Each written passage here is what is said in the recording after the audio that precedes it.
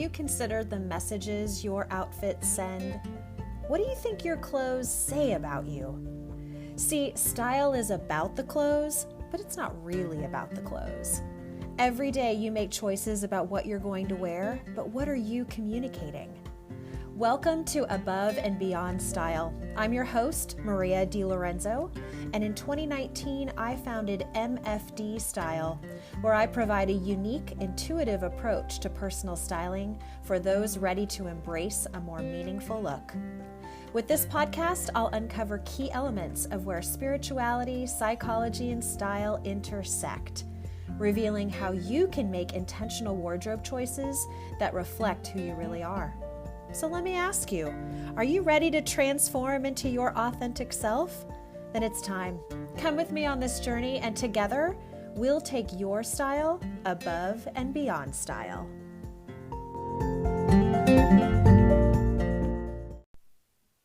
Hey everybody, well, welcome back to Above and Beyond Style. It's been so good to talk with you this season. I hope you've been enjoying all the different voices of women who have really helped kind of dig into this deeper level kind of conversation around style, spirituality, and psychology, and to give you just that added perspective. I hope that's been really rich for you. I've enjoyed very much having these conversations and getting to know these women, on a deeper level and hearing some of their perspectives. So this week I wanted to sort of transition into a topic that I think will be very relevant as we're going into the Thanksgiving holidays and helping you make maybe some more informed or just kind of more intentional decisions around perhaps your shopping behavior. We all know that starting the Friday after Thanksgiving, there are a series of days, which I want to talk to you about really that very much focus on consumerist, behavior, shopping behaviors. And this whole concept is something that has really given me a lot of sort of food for thought. And I wanted to use today's episode to kind of unpack a little bit of it and introduce a new concept for you this year that I have come to learn about and might inspire you to behave and think about using this year as you're looking into doing maybe some of your holiday shopping. So let's talk about these 5 days. First of all, we know that the Friday following Thanksgiving is commonly referred to as Black Friday.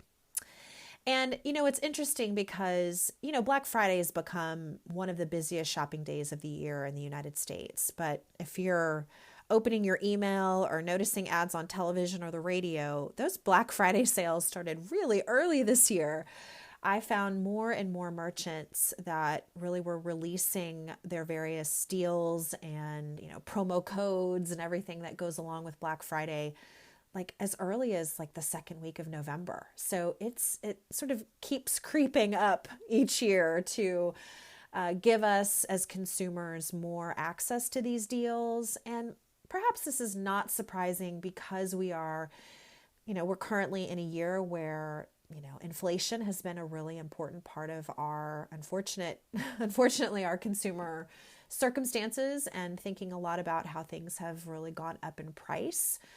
And I know that this is something that is a reality for the majority of Americans. So, Black Friday deals are maybe one of those opportunities that we can shop at a discount for the things that we'd like to purchase, maybe things that we were already planning to purchase. But, they're really targeted around holiday purchases for those that celebrate maybe Christmas or Hanukkah.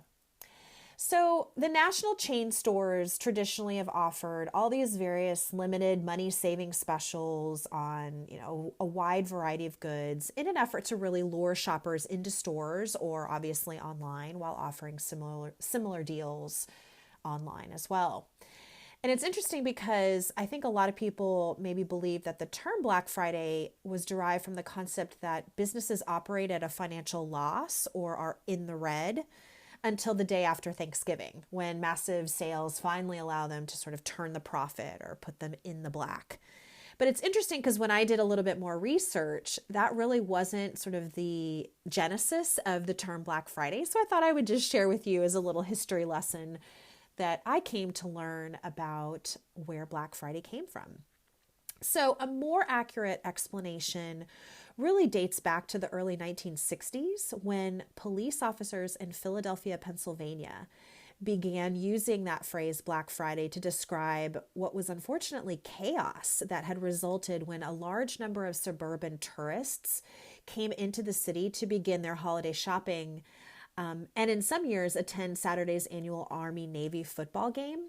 So those huge crowds created a headache for the police, who obviously were working longer shifts than usual as they dealt with like traffic jams and accidents, unfortunately, a fair bit of shoplifting and a host of other issues.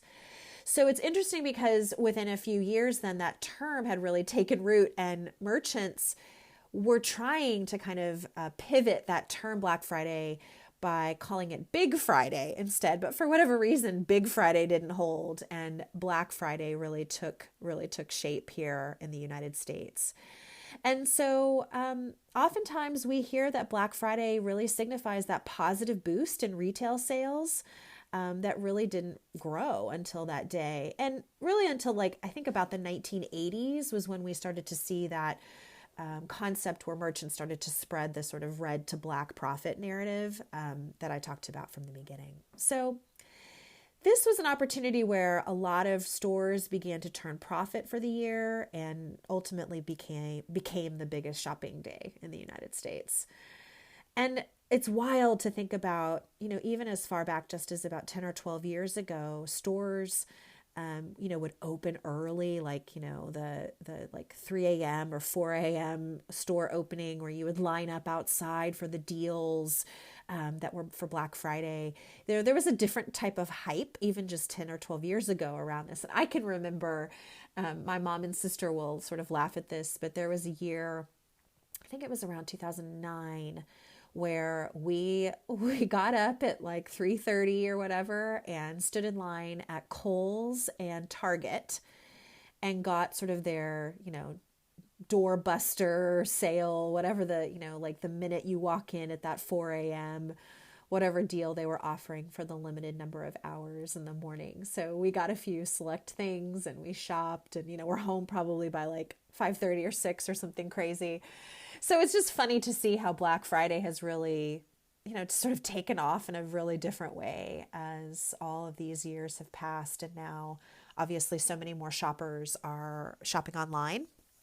And so these Black Friday deals have really pivoted to being, weeks and weeks now. And, I feel like every major retailer keeps upping the ante with like, well, this week it's 50% off. And next week we're going to add an additional 15% off. And then maybe on actual Black Friday, they'll do something even more substantial. So it's a wild few days of shopping. And Black Friday really kicks off an interesting opportunity for you to be thinking about, do you want to participate and what does that look like for you?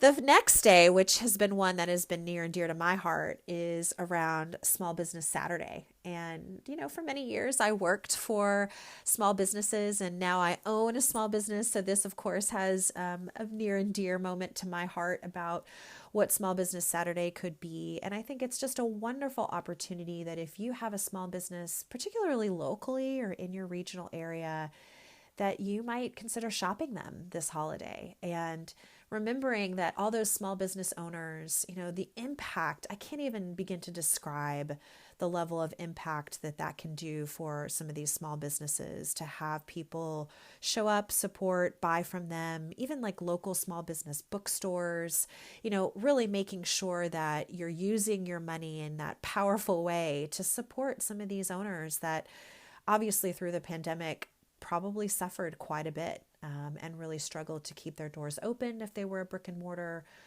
or even online. So it's just an opportunity that I think for me as a small business owner, I have been really excited when, for example, a client or a prospective client might consider buying like a style session for one of their family members or a loved one.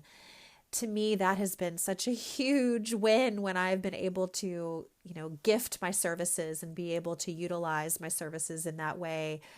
And people seeing the value of the small business and, the Jeff Bezoses of the world are going to make money no matter what. So the reality is, if we can support some of these men and women who own these small businesses, I really think it's such a powerful way for you to really, kind of put your money where your mouth is about supporting these small owners and what they do, support the mission about what they do. And that to me has been something really special when I've had any consumer really see the value of my services and my product and want to share that with someone. So if you're interested in this year in Small Business Saturday, you'll notice that there oftentimes will be special deals that even certain, I believe it's American Express does an additional, like they might give you additional money back to your statement or like credit back to your statement if you support a small business on Small Business Saturday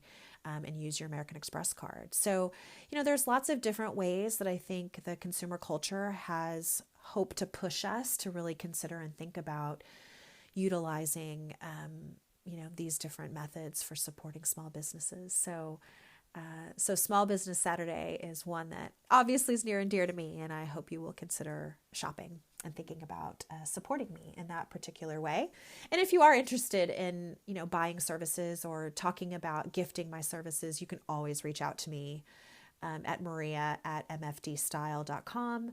Send me a message. Let's chat. I've done it. I actually just got back from delivering the service of a gift that one of my clients purchased for her sister from last holiday that I, for whatever reason, we weren't able to coordinate the service until this time of year. So it worked out great. She got exactly what she needed. I was able to go and deliver the service with her in person, which was really special. So I've done it. I've done it many, many times. I'm very excited when those opportunities show up, and maybe you'll be interested in doing that this year. Well, the third day, which perhaps you haven't really thought much about this Sunday after Thanksgiving, but it's interesting because this year, Poshmark, which is a major online consignment secondhand retailer, has decided to create their first ever day dedicated to supporting secondhand sellers, circular fashion, and ultimately the planet by branding it the Secondhand Sunday.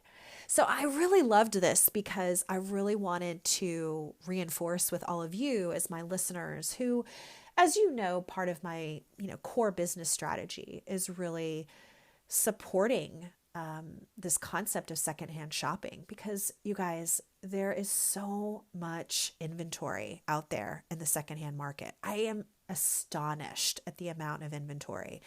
And maybe that also came out of the pandemic because so many people were home and were cleaning out their closets and like trying to make the best use of, what they had and getting rid of the things they just weren't using. So it is remarkable the amount of inventory that's out there, much of which is new with tags, never been worn, purchased, that was sitting in people's closets that they've now, turned around and are selling it on these retail sites like Poshmark.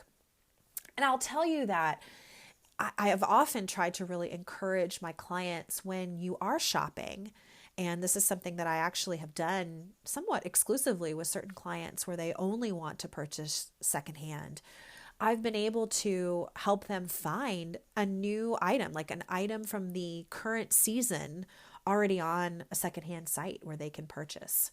Now, the majority of secondhand shops, I want to just come in full recognition with that obviously you don't typically, or you can't typically return items to a secondhand shop. So the risk might be a bit higher there for shopping a secondhand store. But, in the end, I really like to believe that if you're an informed consumer and you're really thinking intentionally about the item that you might like to purchase, secondhand stores are really the way to go. And so I really want to help you think about celebrating and supporting this Secondhand Sunday, because there is all sorts of opportunity there for you to be able to score deals on all kinds of quality items.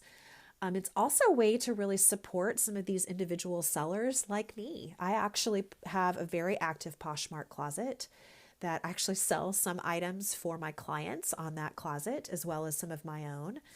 And I really love it because it gets those items right back into circulation, like immediately back into circulation. I'm not dependent on a third party vendor like a Goodwill or the Salvation Army to then source them, feed through it, source it, price it, get it out in the market. And then unfortunately, a significant portion of those items that are donated to sites like that or places like that really just end up in landfills. So it, to me, feels like a responsible choice to be able to shop secondhand and really get those items back into circulation quicker. It's also fun to be a more sustainable gift giver. I think some of these behaviors that if we were able to really demonstrate to one another how important it is to not always buy new. I know that there's an appeal to buying new. I am someone that, heck, I shop for a living. So I understand having a new item is meaningful to some people for different purposes. So I'm not trying to eliminate new shopping. I'm just suggesting that being a sustainable gift giver and really being thoughtful about, well, could I find this on the secondhand market? If I know this is an item that specifically maybe my, gift recipient wants, look how powerful that could be to, get that item right back into circulation for somebody that maybe didn't want it. And so now it's going to be back in the hands of someone who does.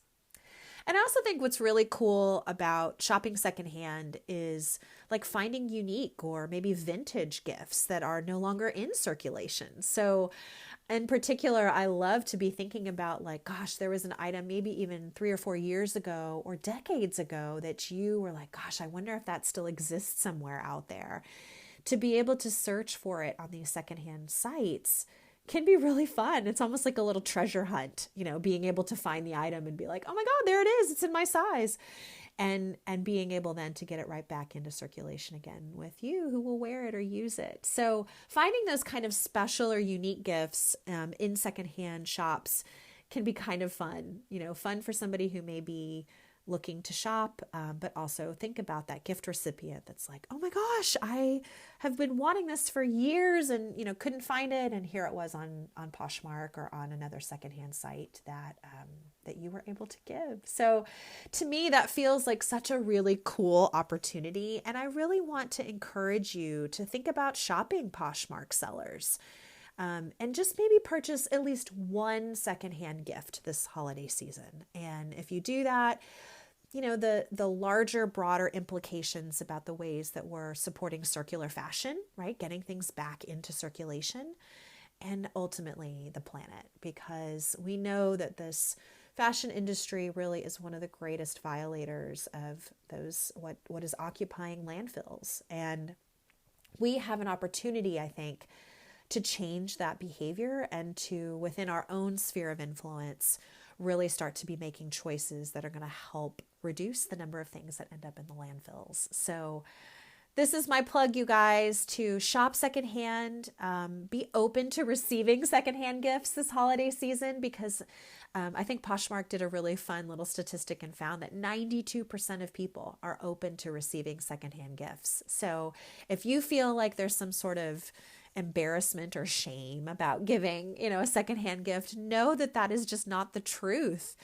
And there is a tremendous market out there for these items, and hopefully we can give them new life. So that's Secondhand Sunday, which then of course is followed by what traditionally has been Cyber Monday, which to me feels like, I don't know, because Black Friday really was about being in the store and like getting the deal in the store on the day, and now has so much transformed to this online marketplace that Cyber Monday, I think, has sort of lost its like real appeal.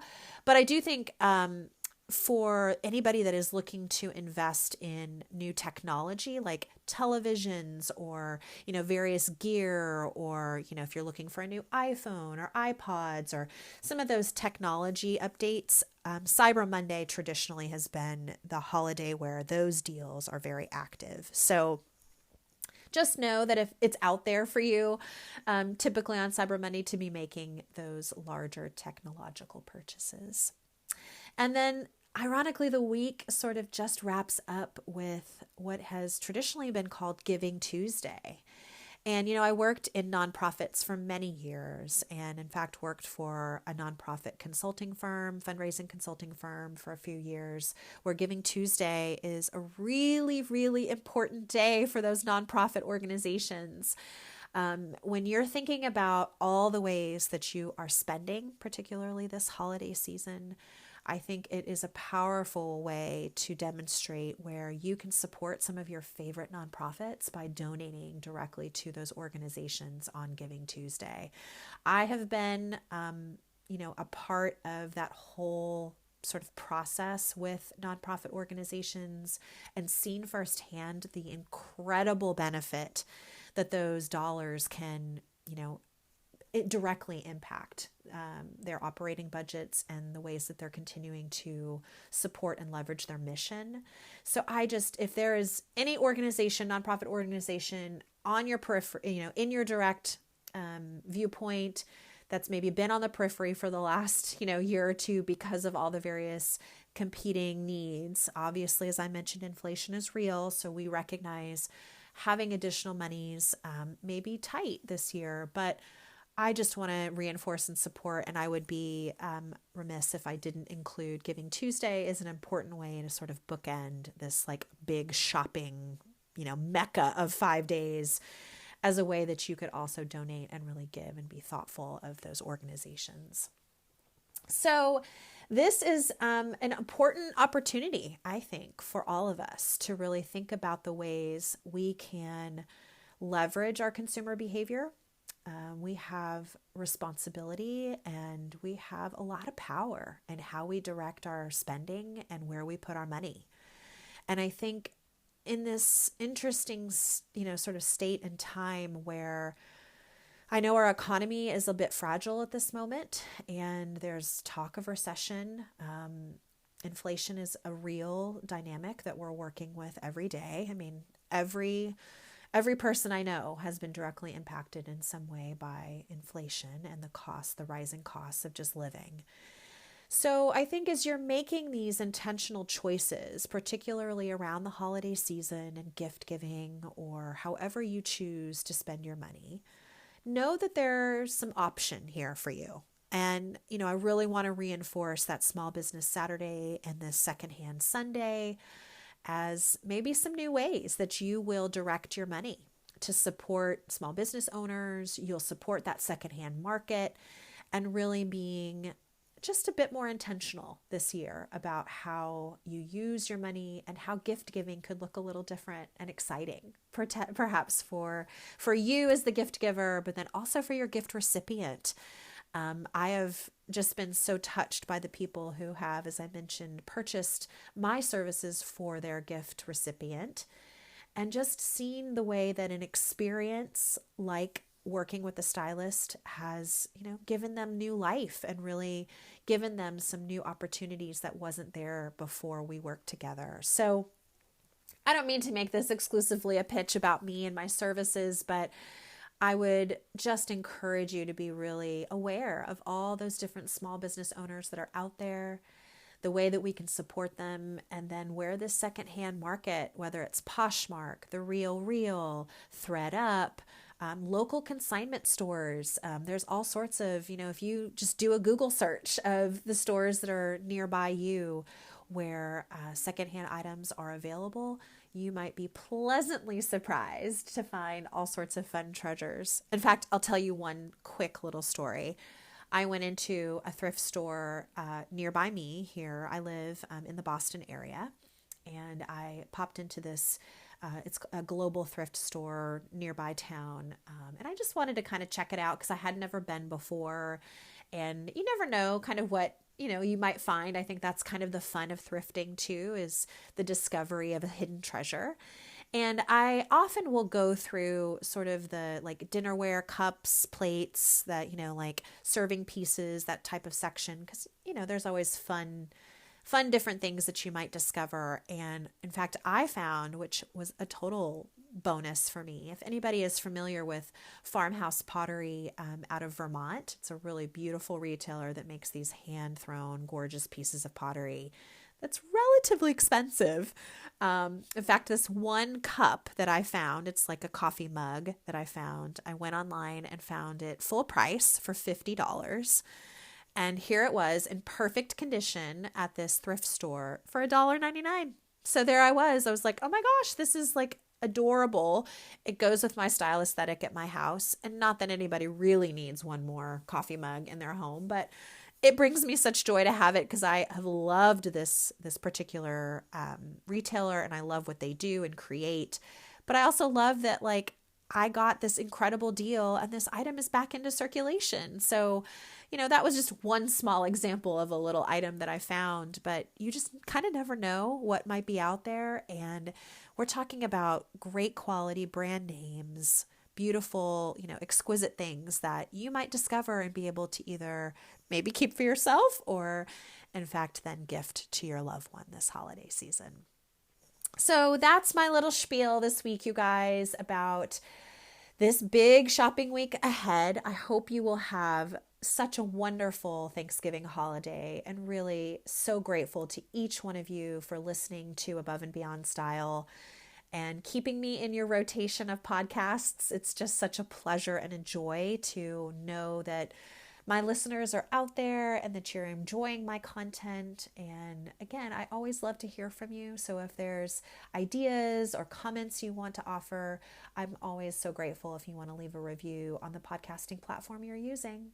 So in the meantime, you guys, be well, stay safe, and enjoy this holiday. And I'll see you again soon. Hey there.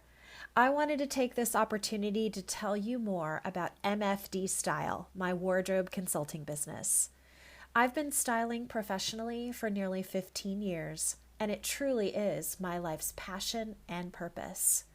In fact, my mission is to help you develop a confident and authentic signature style, breathe life into your existing wardrobe, and help you fill in with perfect, versatile pieces that are in line with your style and budget. And yes, all of this can be done both in person or virtually. This experience can transform your life. I have seen it happen countless times. And all you have to do is take that first step. Set up a free 30-minute consultation call with me, and we can start this journey together. You deserve to have a wardrobe that mirrors who you are, and I am so ready to help make that happen. You can find me on the web at mfdstyle.com.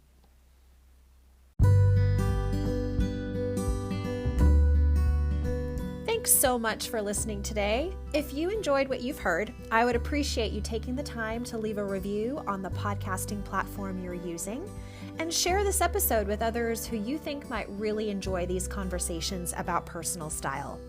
For more information all about MFD Style services, you can find me on the web at mfdstyle.com, on Instagram at mfd_style, where I post almost 5 days a week, or send me an email at maria@mfdstyle.com. I also have a weekly email I send to subscribers, so I will include the link to that sign up in the show notes. So until next time, friends, remember to love yourself and then love yourself some more.